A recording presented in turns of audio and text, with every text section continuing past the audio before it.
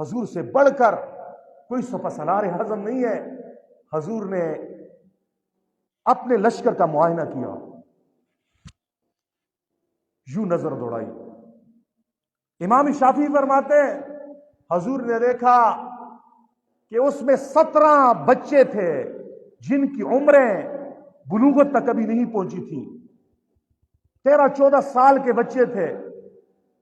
ان کے نام بھی سیرت نگاروں نے لکھے، ان میں ایک نام زید بن ارقم کا ہے، ایک نام زید بن ثابت کا ہے، ان میں ایک نام رافع بن خدیج کا ہے، ان میں ایک نام اسامہ بن زید کا ہے، ان میں ایک نام سمرہ بن جندب کا ہے۔ 17 نام ہے، تو 17 بچے تھے۔ حضور ایک کو اٹھا رہے، اٹھ، ایک کو ایسے اٹھا رہے، کہا جاؤ آپ جائیں، آپ بچے ہیں نہیں لڑ سکتے۔ 17 کو واپس کیا، 15 چلے گئے۔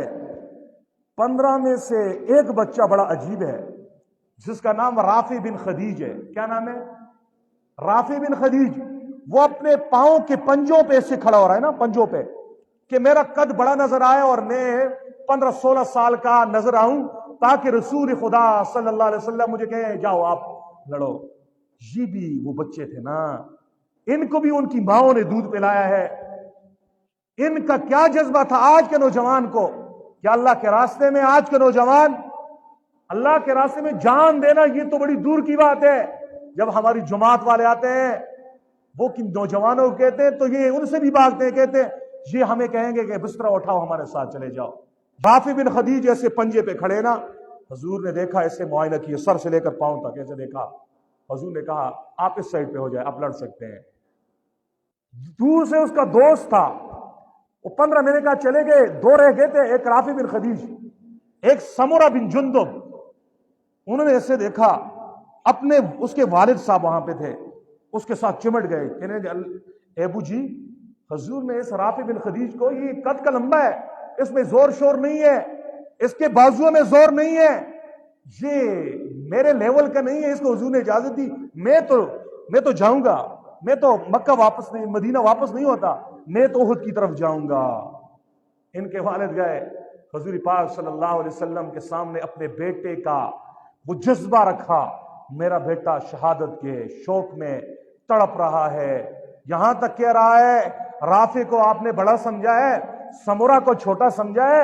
فرمایا میں اس سے بڑا پہلوان ہوں، ہمارا مقابلہ کیا جائے فائٹنگ، اور ہم میدان میں آئیں اور ہم پنجہ آزمائی کریں، میں اس کو نیچے گراؤں گا۔ فرمایا ان 2 بچوں کا جذبہ دیکھ کے یہاں ایک مقابلہ کرواتے ہیں تاکہ آپ کا بھی ایمان تازہ ہو جائے۔ حضور نے فرمایا رافع آنا میدان میں، اب تیرا دوست سمرہ کہہ رہا ہے کہ آپ نے اس کو اجازت دی ہے، قد کا لمبا ہے لیکن اس میں زور نہیں ہے، یہ کھوکھلا ہے اندر سے، میں اس کو بچھاڑ سکتا ہوں۔ سمرہ آپ نے کہا ہے، سمرہ مسکرایا، اللہ کے رسول آپ دیکھیے نا، اس کو میں 1 سیکنڈ میں نیچے گراتا ہوں، کیسے گراتا ہوں۔